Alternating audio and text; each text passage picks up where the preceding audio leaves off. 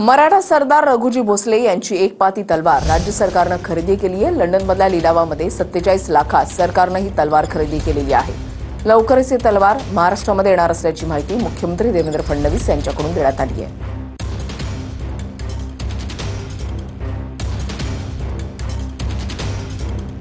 देवेंद्र फडणवीस यांनी ट्विट केलंय, राजे रघुजी भोसले यांची लंडनमध्ये लिलावामध्ये निघालेली ऐतिहासिक तलवार ही राज्य सरकारनं खरेदी केलेली आहे।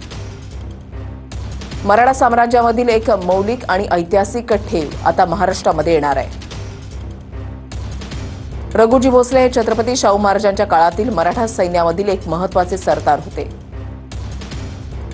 त्यांची युद्धनीती आणि शौर्यावर प्रसन्न होत छत्रपती शाहू महाराजांनी त्यांना सेना साहिब सुभा ही उपाधी दिली होती।